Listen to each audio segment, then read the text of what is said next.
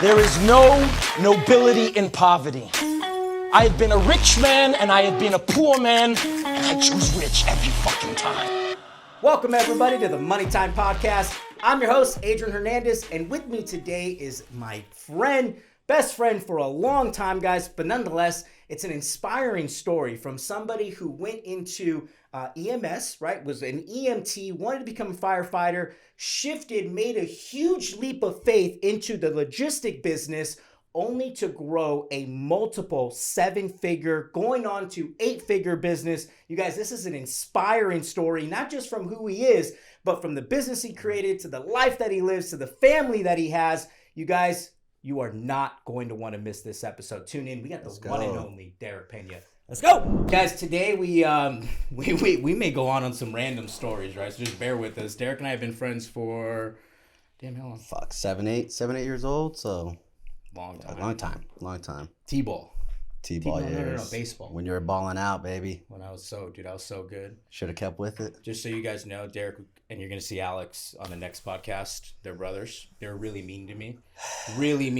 Okay. A little bit. Because I was fat and I didn't know how to play baseball, and they wanted to win, rightfully so, being winners. Now I get it, right? Yep. You're like, dude, competition. Dad, why baby. are you putting this little fat kid out in the middle of the field? We ain't gonna get nowhere. Yep. Exactly. Those good times. Big Augie. Yep. Big Augie. Yes, sir. Introduce yourself, dude. Who are you? I mean, obviously I know you, but who are you? What do you do? Tell us a little bit about Derick Pena. Yeah, so obviously I'm Derick Pena, 32 years old. I'm one of Adrian's close friends. That's why I'm here right now, talking a little bit about my business. But my main line of trucking business is in the trucking business. Sorry. So, you know, I've been doing this since 2016 now, and I got into some real estate too, but right now my trucking business is my primary line of business, and I'm contracted with FedEx Ground. I love it. And you've taken your trucking business and used that to buy real estate, which we'll talk about. Yeah, we'll get into pretty much the details on how that transpired. But yeah, primary business is with FedEx Ground. I've been contracted them for 6 years now. Been going good. There's ups and downs with that whole process with FedEx, but it's been good. And yeah, you know, got our feet wet with a little bit of real estate in 2018. So right now I have 2 properties on my own, and then 3 partnered with my twin brother Alex and my dad. I love it, dude. I love it. So obviously that didn't happen overnight. Mm-hmm. How did you get into the logistics? Talk about that. Like, where did you start? We grew up in Rancho Cucamonga, right? Yeah, Fontana Rancho. How did that happen? So my dad was, for the longest time, he was employed with Kmart. So, you know, warehouse worker. Right. And then he started getting into FedEx, I would think around like 2002, early 2000s. Got into that market and, you know, started his business real small and, you know, grew without the years. So I was always around that, the trucking industry, you know, whether it be doing paperwork, you know, washing his trucks, going to the mechanics with them. It's always been around growing up. Been in the environment. Yeah, but after, you know, during high school, I knew like I wanted to get into to be a firefighter. Right. So, you know, I wanted to go that path, and, you know, I went to, you know, community college at Crafton, did all the courses there, EMT, right. Fire Academy, all that deal. You finished your Fire Academy, yeah? Yeah, at Crafton. Yeah, so. And you did your EMT where? Same. Crafton Hills. Yep. So once that was all done, I got that knocked out pretty quick, you know, by like 18 years old, I was already pretty much done with all my courses. So I hit the, just pretty much all the jobs as an EMT, and we worked together. Yep. That was at the transportation company. Yeah, man. Who's that? Jose. Jose, yeah. Not non-emergency medical transport. We were doing all like BLS stuff, taking people to convalescent homes. He's doing good now, dude. Yeah, I haven't talked to him in a minute, but yeah. I know he got into logistics too, into transportation. Yeah. I'm not sure what he's doing now though. So it was cool, guys. I thought it would be cool to be a firefighter myself, right?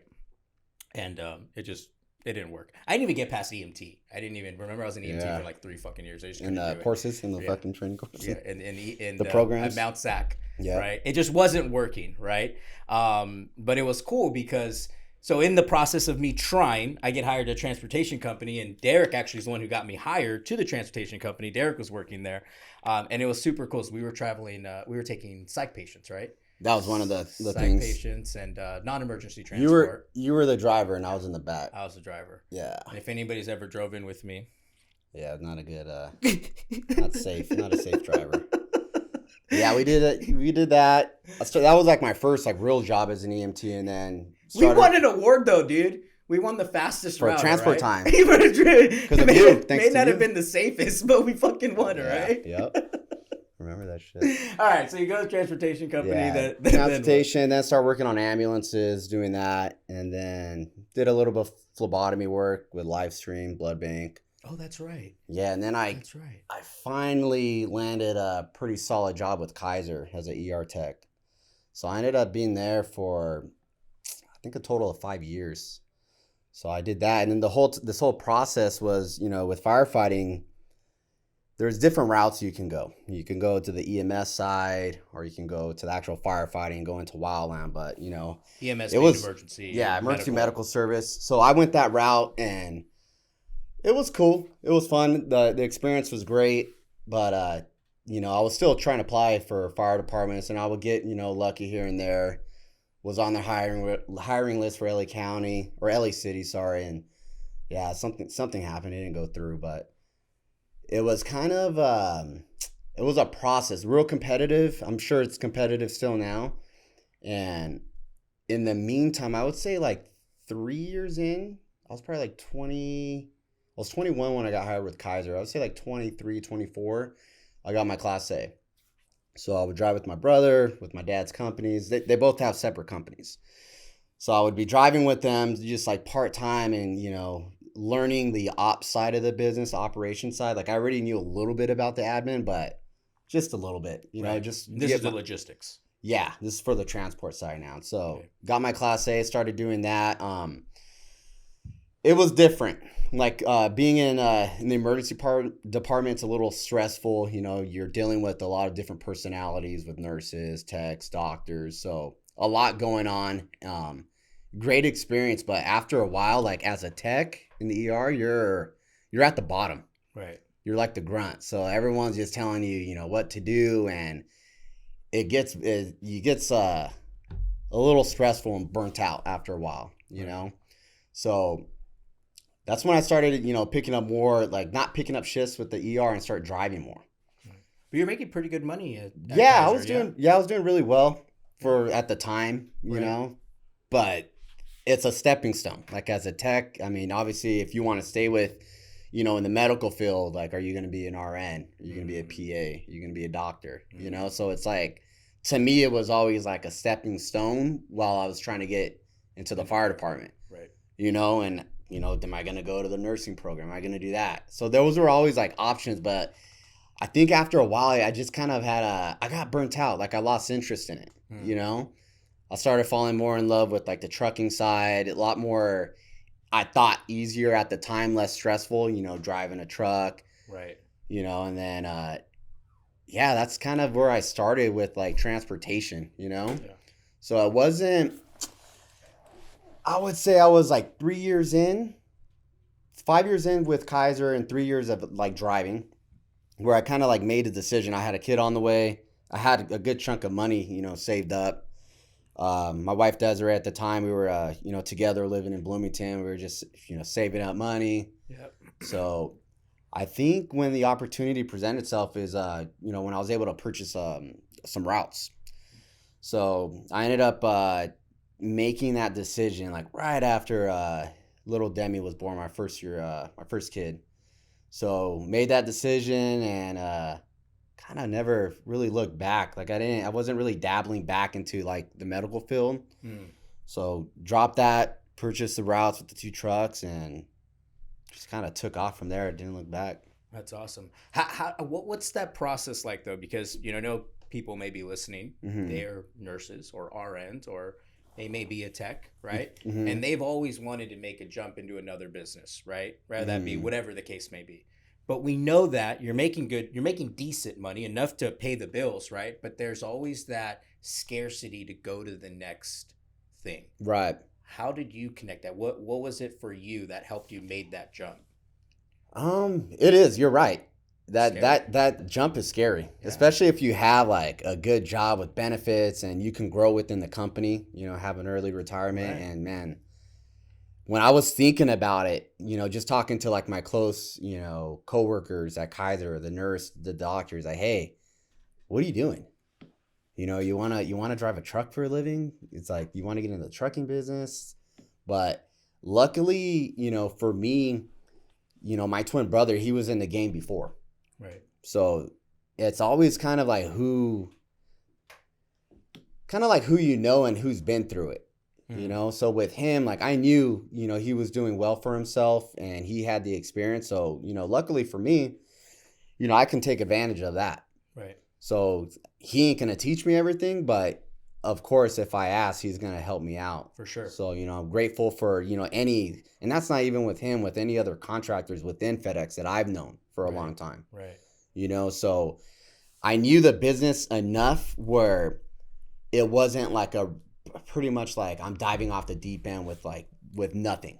I knew there was people that I can reach out to and learn from, Right. So it made it a little easier for me, but with that being said, it's still like, man, jumping into any type of business, like you learn the hard way. Like it's not like, so you see someone else is doing it and they might make it seem easy for them, but once you're actually in the trenches and learning like, oh damn, I didn't know, this was an aspect of this business, of this part of the business. I didn't know A, B, or C, or D, and you're learning along the way. So like that was tough. So yeah, man, that's kind of how like I made that transition. It's big. It's a tough decision to make, but what I heard you say is you saw a platform that worked, right? Mm-hmm. It was successful. And so because of that, you were able to see that it worked, which made it easier for you to jump in. Mm-hmm. Right. Right. I think for a lot of people, they want to go do something, but they don't see someone actually doing it. Right. And that's why I always tell everybody, go shadow somebody. Right. Like go shadow. Like I've had somebody go, oh, dude, I'm curious to know what Derick does. Hit him up. Go spend the day with them. Go see what he does. Mm-hmm. See if it's something you even want to do. No, exactly. Right? Or real estate. Go spend a day with an agent. Go see if that's something you really want to do. Yeah. Right. And then you may actually see like, oh shit, this actually works. This could be a possibility, and it sounds like that's what makes the jump easier. Yeah, you have to do your due diligence. So it's huge, man. I can't even like tell you how many times like where you're thinking how many times I like thought of any projects, even now, but back then it's like, man, okay, I got to do my homework if this is gonna make sense for me. Am I gonna be spending less time from the family of this? Is it going to make money in the long run? What happens if this doesn't work? Yeah.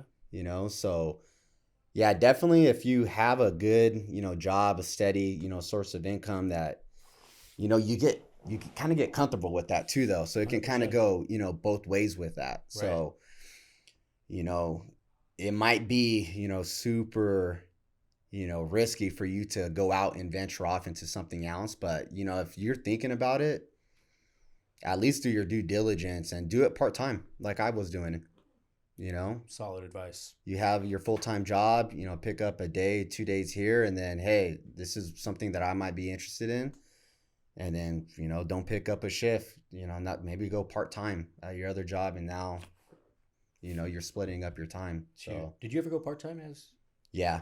I was part-time for like the past like 2 years with Kaiser. Okay. So yeah. Is that when you were on call? Yeah. Okay. I was like on call, part-time session on call. Right. So yeah, that's what I did towards the tail end. And then once I like made that decision, like, man, and I was burnt out, like straight up with the medical field. I was done with it. Yeah, I remember. That was cool.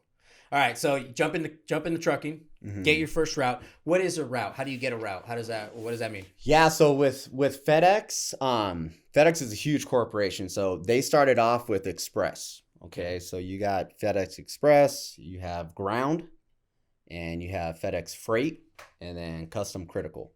Okay, so there's 4 different branches, and Ground is I think Custom Critical too, but Ground is, it's all contractors. Okay. So FedEx Ground's all contractors. So there's 2 different types of contractors. There's a line haul contract and an ISP. So TSP, ISP. So the van contractors are the ones that are going to your house, dropping off packages, going to the malls. You see them. And that's That's an ISP. That's an ISP contract. And then myself, I'm on the line haul side where it's tractor trailer. So within that network, there's people that are actually going like cross country, and then what I do is all local work, all drop and hook. Okay. So city to city, local. Yeah, local. So right now, like my contract's out of Rialto, but I was operating in I've operated in Oceanside, in Chino, Rialto. So that's where my my service areas, so to speak. So I have accounts that we take empties, drop them off, pick up the loaded trailers, and come back. So all drop and hook. So right now, so I've been in business for 6 years now. So I started off with 2 trucks. I grew up to 21 during like the height, during like the tail end of COVID. Right. And then after that, currently I'm at 18 trucks, and we employ anywhere from like 20 to 25 drivers, just depending on the time of the year. That's strong. Dude, it's only been 6 years? Yeah. Yeah, not too... Feel like it's been longer. It's feel like it's been at least 10, 11 years, at least. Yeah. That's wild. Yeah, only 6 years. So what does that look like? So year one, I mean, obviously you don't get to that overnight, right? So what did year one look like? How many trucks did you have? What were you bringing in like annually revenue? And then how did that grow? So I'm trying to think back. So like when I was operating 2 trucks, I think I was... So with trucking, there's owner operators. So with owner operators, there's a lot of companies that hire owner ops. Okay. So what that pretty much means, to like dumb it down, is these owner ops, they own the truck and they're driving their truck. They're owner operators. Okay. So one truck, one driver, they're doing their thing. They own the company, they run the company, and they're doing everything. Okay. Yeah. So a real estate agent. Yeah, for FedEx, like there's contractors that run as owner ops, where it's at the time when I first started, and I think how everyone is. Right. They start they have to start with a minimum of 2 trucks. 2 trucks, and they can still probably get away with driving with 7 to 9 tractors, but when you start hiring more drivers, handling more accounts, more staff, it's kind of hard to be in a truck still driving. Right. But there's a lot of people that still do that, So with myself, that's how I was for probably like the first 2 to 3 years of my business. Probably like 2 to 3 years, give or take. But, started with 2 trucks. I was driving the truck full time, getting to know my customers, the FedEx staff, building relationships within, the FedEx network. And yeah, so I just started, purchasing more trucks as spares, and, picking up extra work from other contractors, any line haul work, anything that popped up. That was just pretty much being like a bottom feeder. Love it. So that's kind of how I started to grow quickly. And I would say like in 2019, that's when I started like really, catching momentum. So I started, delegating certain tasks to, I used to be like they're called BCs, but it's like in essence, like an operation manager, like dealing with all the accounts. And that's kind of dealing with with FedEx's staff. So that was like always like a big thing for me. Like I wanted that for myself, Right. Like I wanted to be in control for any mistakes. I wanted to be on me. Right. So it took a while for me to find, that person to take the reins, so to speak, so I can kind of grow with other stuff. Right.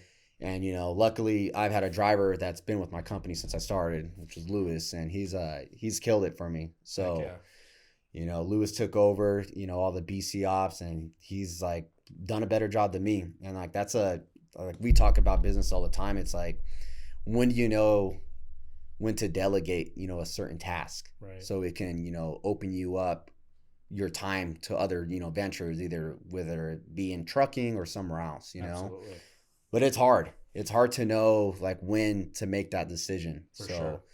Yeah, so I got him involved with that, and, I started growing pretty quick, and COVID came around, and that was challenging time, and people didn't know what to do, like with the transportation business, where what was going to happen. And I think that was like every industry, man. Like they were scared, like back in March, April, businesses were shutting down. So, luckily at that time I had a lot of, spare trucks and drivers ready to go. So when it got busy, everything started shutting down. Transportation and logistics just went, crazy. Right. Everyone's ordering stuff from home. All the department stores were closed down. So that was our busy time. So that's where we pretty much got, blew up to 21 trucks, and, wow.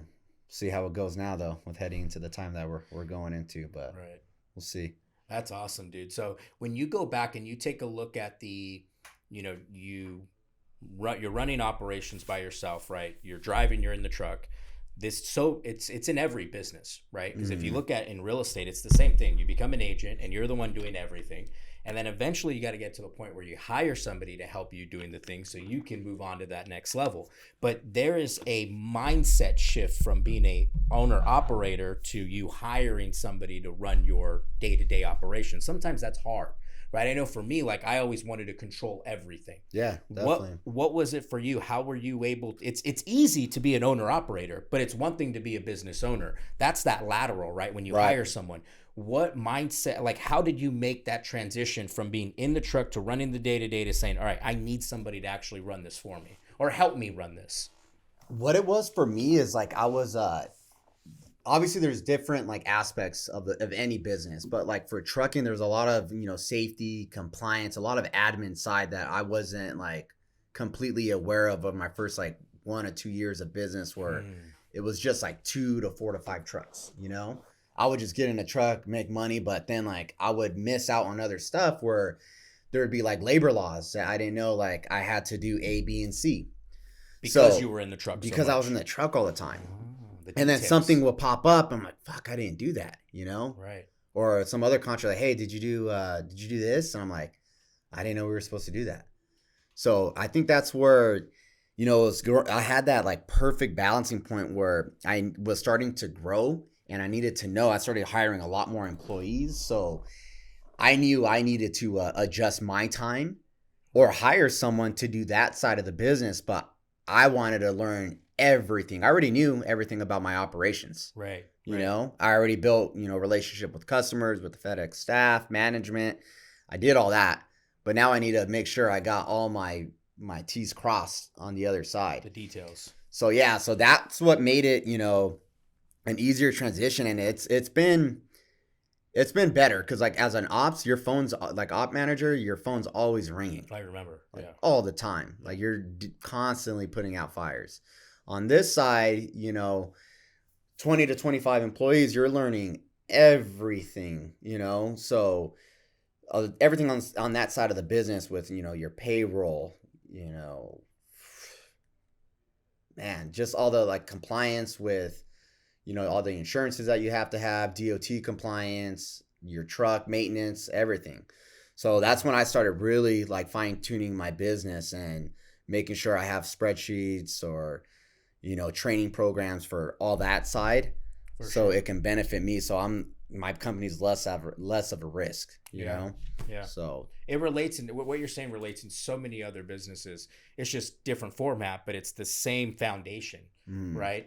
And you have to not only get to a place where you're able to make that jump, but I think all of us need to understand that in order to scale, you have to do that, right? And if you're stuck in operations and you're stuck in the truck and you're stuck running, you can never scale. Not only can you figure out the details that you need to scale, the details that you need to keep yourself in compliance, but it never allows you to get to that next point. And I see this in industry after industry after industry where they want to be the only one that's doing it. Yeah. Right. Yeah. And then they wonder why they run around in circles. Yep. So it's interesting. So what does a truck bring in on, so you have a truck, it runs a route. What does that bring in like on revenue? Break that down for us. It just depends on each route. Like some routes are going to make more than others. On my side of my business specifically, like I can't speak on other, long haul trucks or the vans, but I'd say give or take my trucks are averaging like on a good end, $1,000 to $1,500 a week. And that's just after, fuel and payroll. Okay. So No maintenance. No maintenance, no insurances, no, safety vendors that we have with, the cameras in the trucks, none of that. Right. So, I could really break down the numbers, but really I would say guess like, I don't know, like 700 to 900 a week on each truck. So call it $1,000 a truck. Yeah. Right. And then, so that's a week per route. How does that work? Yeah, per truck. Per truck. Yeah, just per truck. Okay, so per truck per week. Yep. Right. So on average, a truck is bringing in about $4,000 a month. Correct. Right. Yep. Okay. And that's after all payroll. So like the biggest expenses for, my line of work with trucking is going to be fuel. Mm-hmm. Yeah, and we all know that. Yeah, like fuel's been. What was last year? That had to have been insane. What was your fuel cost last year? So we audited numbers in June of 2022. I think like with this whole gas price surge that just went up. So compared from the first 6 months of 22 to 21, my company spent an extra $90,000 in fuel. $100,000 in just fuel. Yeah, for the first 6 months. Do you guys get a discount? I've always wanted to ask. Do you guys get a discount at FedEx with the trucks? Yeah, they have like a certain discounts, but a lot of typically it's like 75 cents to $1 what you're seeing on out here. Okay. But the customer like FedEx will do our contracts are year to year. So they'll do, adjustments to, fuel rates, but once it's set, it's set. There's no adjusting that. And it's kind of there's a lot of little drama going on with FedEx right now, mostly like on the ISP side. Yeah. But yeah, you guys can, look up online and read all that stuff. But yeah, there's a couple things going on with that and one of them is being with fuel. So we've never talked about this. What is your thought on, you get the Tesla trucks, right? You have the electric trucks, and then you talk about autopilot. And there's a lot of talks on eventually trucking being 100% autopilot, and it being us not needing human beings anymore. What's your thought? What's your thought and what's your take on that? I wouldn't be surprised. Like I think it's coming. It's just when it's gonna come. So like I'm not opposed to that. Like something that I'm not an old school, truck driver that loves all the old big Peterbilts and all that stuff. Like I love trucking, like in and out, but I'm all about what makes sense and what's gonna make money. For sure. If it's gonna, cause me to have electric trucks, let's do it. But with that being said, like, man, like you don't understand like how big the trucking industry is. Like, and I don't think anybody does. The infrastructure with all the gas stations. Like if you drive from here, I don't know if you've driven like back east all the way over here, but when you pass these big truck stops, like there is like a lot of pumps at the truck stops, and they're always packed. Always. And like to fill up a rig, you're in and out, I don't know, 15 minutes tops. So I think it's coming, but man, the infrastructure with the whole like electrical charging, like I think we're a ways out. Yeah. Like I think it's going to hit the local stuff first. Like big cities, inner cities, it's going to hit it there because these, if they put like their charging networks in there, I know that there's some trucks that like the Tesla truck that came out, I know Freightliner and Volvo have one, but I think Volvo, I was talking to one of the drivers, it's like a 150-mile radius on a full charge right now. It's not very far. It's not. But for local driving, that's what my trucks are doing, like 150 to 200. Oh, a day? Yeah. Oh, wow. But we do a lot of stop and go city driving. Right. So like I can work in a truck 11 hours and do 200 miles where, the traditional line haul guy can hop in 11 hours and do 600 miles, but they'll make sense for him to stop 200 to 300 miles. Like it's not right. So I think That's interesting. I think it's coming, but I don't know like when it's gonna happen. Like I think a lot has to take place to get it done, but fuck, I may be wrong. It might happen in 5-10 years from now. But no, you're right. They need to. It's interesting you say that. I thought they would go more. What do you call it? Like long haul line haul driving. But you're right. I did think about the chargers. How are they going to put random chargers in the middle of these different locations? I mean, that's going to take a long time for infrastructure. No, I think you're right. I think we're a little premature on. Yeah, It's gonna come for sure, right? and it's gonna suck too, because like, how long is that charge gonna be for those line haul? If they do it that way, like, how long is it gonna take for them to charge their vehicle? Yeah, because before it was taking 15 minutes and they're on the road, but now if it's taking 2 hours, that's affecting their drive time. Product's gonna be late. You had a Tesla. How long did it take you to charge? Fuck, dude. I got rid of it after a year. I wish I would have kept it now, but I didn't like the whole waiting aspect Was of it it. 45 minutes? Yeah, I think for like a 80% charge, like 30 minutes, 40 minutes. Yeah, But, you know, like with my business, like I'm always on the go. Yeah, time is money. So like sometimes when I was driving it, you know, out in Oceanside, and, you know, I got off work and I couldn't make it to my hotel, where it's like, damn, I got to sit here for 30, 40 minutes. But, and there's pros and cons with everything, sure. right? So, For sure. but yeah. Maybe in the future, if they have a longer range, I'd be down for that for sure. Yeah. I canceled that other one, that Roadster. Oh, you did? Yeah. Fuck, well, you got a lot of cars now, dude. They're telling me 2.5 years till that shit comes out. Really? Till they even start production. If anybody works at Tesla and you have any information on this, comment, let me know. Or is it coming out sooner, later? I need to know. They told me no. That's a bad car, though. When it comes out, it'd be nice. Anyways.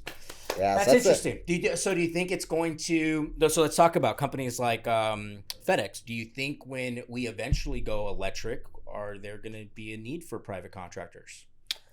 With electric, yeah, anonymous drivers, like what you're talking about with like autopilot, maybe.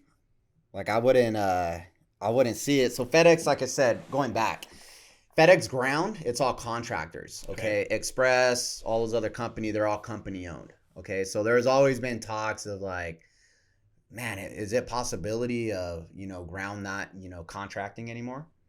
It is. Like, it's not off the table. Like, they can bring in their own, you know, their own drivers, own equipment. It's a chance.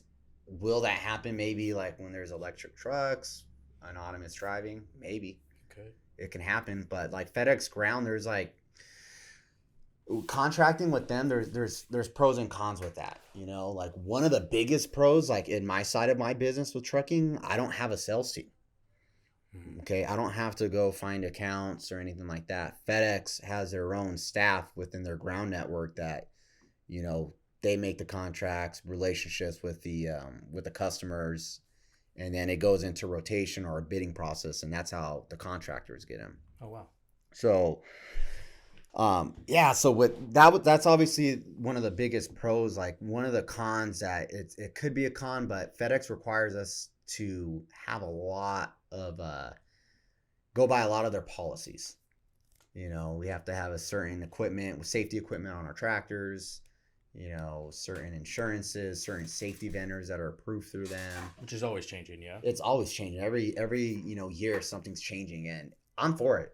Like if it's for like safety, you know, I'm all about it. Like if it's gonna put my company less of a risk from getting, you know, sued from any accidents, I'm 100% for it. Right. You know, but you know, a lot of contractors, they don't really, you know, care for that because they kind of micromanage what you do with your own business, you know? So kind of gets a little like tricky there, but overall I think it's a good relationship, you know? Now, going back to what your question was with like, do you see FedEx, you know, getting rid of this whole electrical or anonymous stuff?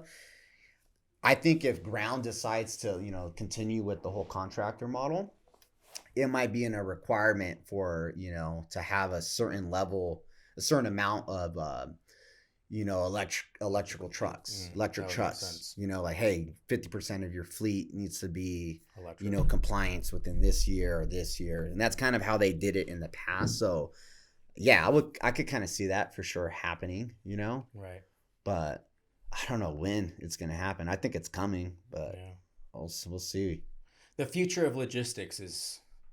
Yeah, it's interesting. It's a big animal, man. Well, then they talk about the drones, right? There's no need for vans because they're going to bring in the drones. Yeah. Right. You hear all this crazy stuff. There's a book called "The Future's Faster Than You Think," and it talks about the drone. It talks about trucking. Actually, you got to listen to it. It is 2 chapters on trucking, on logistics, and how that's going to change, or how they think it's going to change in the future. But I'm wondering what. Does UPS do very similar what FedEx does with private contractors?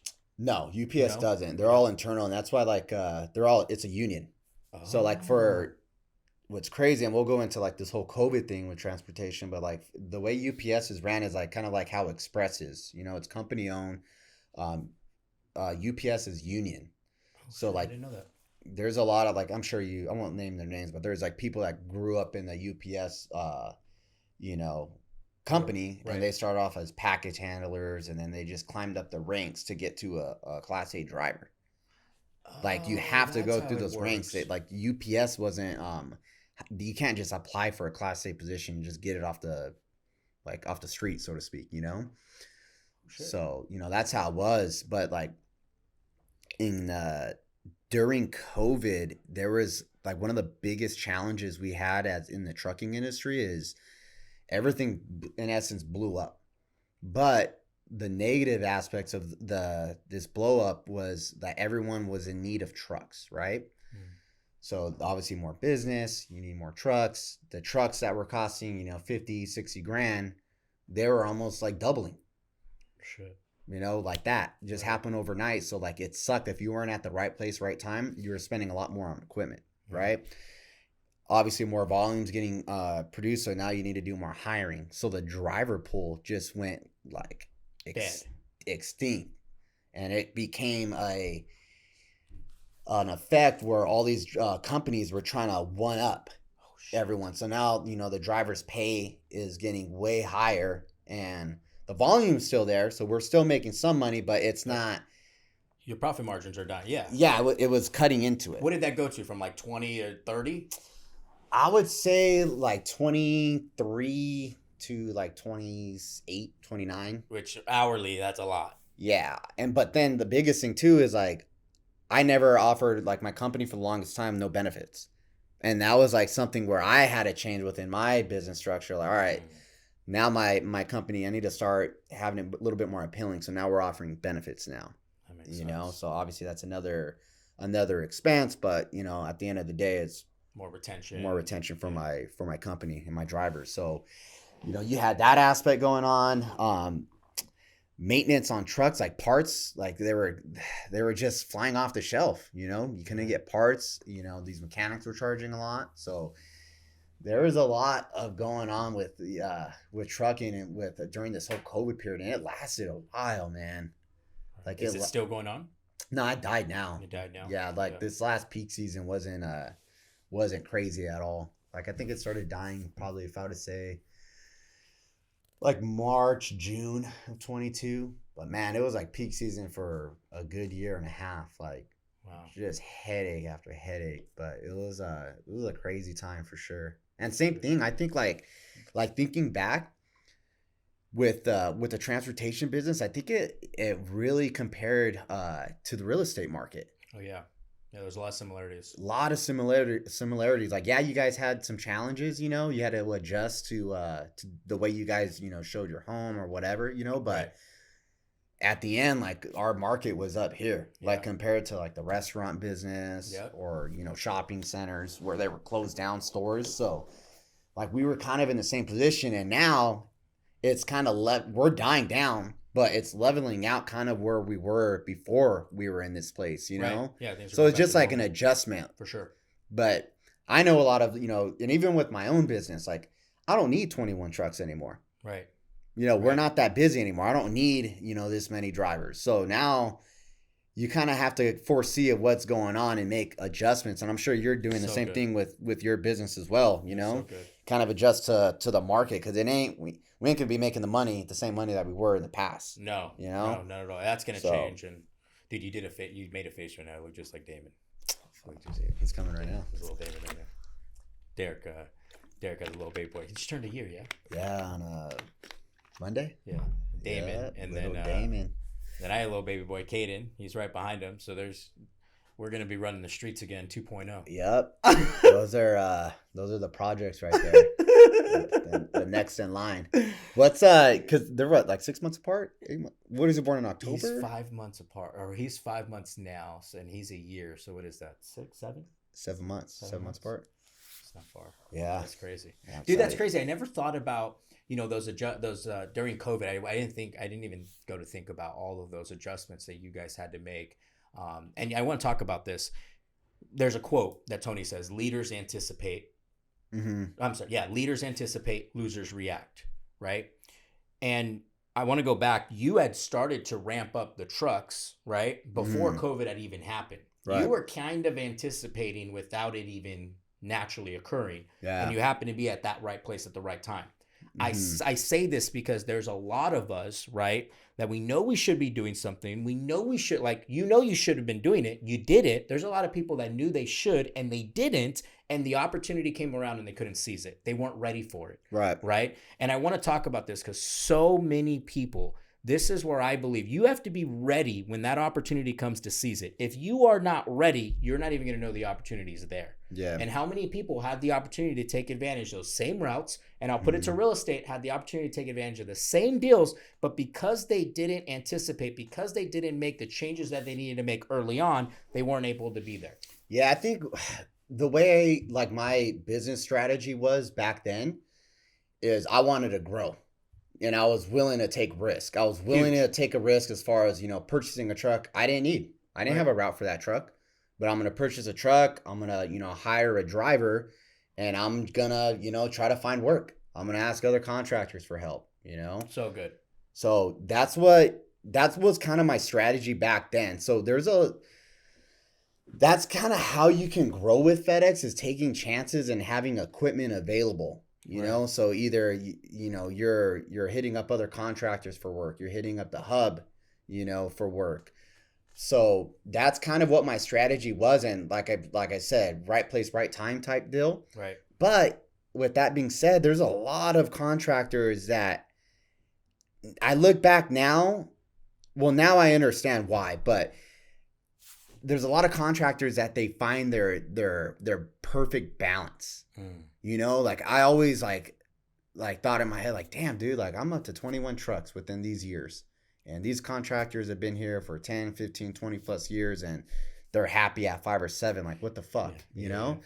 But now I look back and I know why. They found their balance. Exactly. They found their balance because after you've lost your shit, you realize. So I'm like, damn. So going back to what you said, I don't want to knock them, because they had the opportunity. Maybe they didn't want to take advantage of the opportunity. Right. Maybe they were content with how their operation was, less of a headache. That's good. I like that. I get it, dude. 100%. If that's the way you want to, run your business, fucking 100% go for it. But at my age and at that time, I wanted to fucking expand as much as I want, as much as I could. Right. Yeah. So that's why I was able to, and now I learned, fuck, I don't know if I want to get back at that 21. Yeah. Because you hear other contractors, 100 plus trucks, 200 plus trucks, some big. Yeah. But do you want that? Do you really want that? Yeah. Do you want that? And they probably have a huge team and staff that's supporting that, which is, their overhead is way up here. So I think, each business with, trucking or anything, you got to find that right balance of what makes sense with your time. Because obviously it's going to bring your business. It's always going to come home with you. Yeah. And if you're, spending more time with your business, more drama, it's going to affect your relationship at home. And spot on, it's dude. Where's that balance, So now, and it can always change. Yeah. So you don't have to, you can change your strategy in business. Hey, I want to be aggressive for these next, year or two. And then this next year, I'm going to kind of, tone it back a little bit, and I'm going to work on this side. So that's kind of where I'm at right now. It's man, we started purchasing property in 2018, and we got it right before everything blew up. But now we were so busy. I was so busy into my trucking business, growing everything, where all the properties kind of got put on the back burner.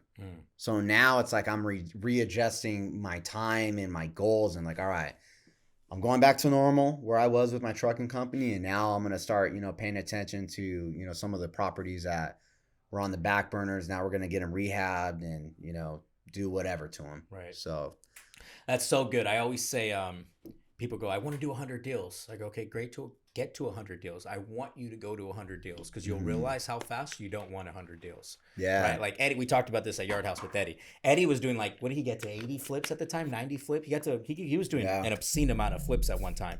And that's what he wanted, only to realize that was not what he wanted. Right. Because you get there and you're like, yeah, this is not the life I want. Right. Sometimes it takes that though. It does. Like if you don't try it, you're not going to experience it at all. You're not going to know. But at least when you get there, now you can make adjustments. Like, all right, I don't know if I'm going to be here again. You know? And I think it's for everybody. You got to go out and try it so you can figure out what fits right for you, right? Because you don't know until you actually go do it. You don't know until you get the 21 trucks, and then you realize, yeah, I don't want that 21. Matter of fact, let's go 10. I'm still making good money, but I'm home. I don't have a headache. I'm not, the headaches are less, or I'm spending more time with my kids. I'm spending more time with my wife, right?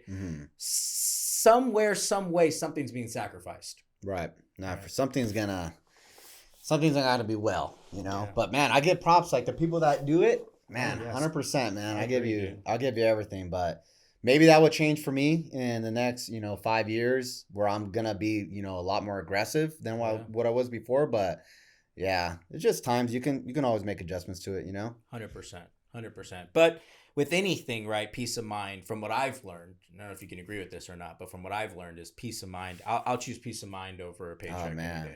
Dude. Maybe not 10 years ago, right? You told us that when we were 21. You're like, fuck, they give me the paycheck, right? Yeah, let's do it. Now I'm like, fuck. And then I think like a big eye opener for me too, and like now because you're a father. Yeah. But it's like, man, that relationship you want to have with your family and your kids, like you don't want to be gone, all the time. And then when you are home, you don't want to be in a shit mood, because this thing happened with your business. But yeah, you got to find that right balance for me, and that's like I'm still fucking learning on that, Well, we're gonna continue to be learning. Like I get into. Yeah, it never ends. Like I want to be ambitious, and now I'm doing this property stuff, and stuff pops up with that, and you're just like, God damn, when is this never ending? But I think that's just kind of like the line of work that we're in now. Yeah. Like owning, businesses and not working for a 9-to-5 company. Like this is the challenges that we're gonna have to come and face. But yeah. We're going to learn along the ways, There's challenges one way or another, right? Yeah, for sure. Challenges staying where you're at, and then there's challenges building the business, right? Either way, pick, as I had Taylor and Nate Looney on a couple of weeks ago. You got to meet them. They're super cool. Taylor goes, choose your hard, right? Choose your hard. I like that. No matter what, it's going to be hard, yeah. Right? You're either going to be broke and it's going to be hard, or you're going to be rich and it's going to be hard, right? And either way, it's going to be fucking hard. So just choose which one, right? Yeah. I'd rather it be hard in a Ferrari. Yeah, for sure. You know what I mean? Yep, I get it. So what's next, dude? So what's the next big move for you? Right now, I'm readjusting my business strategy right now. So like I've always been 100% into FedEx. I'm gonna scale it back a little bit, and I'm gonna be getting into different avenues of trucking. I love it. Whether it be with heavy hauling, auto transport, but I'm gonna diversify within transportation with trucking. So, doing that, and, what I mentioned earlier, spending more time with our properties. So that's always been like a big interest, being around you, Eddie, Omar, like you guys are awesome. You guys have a lot of experience, and I love picking your guys' brains. So we walked property with Eddie, one of the newest properties that we bought. Mm-hmm.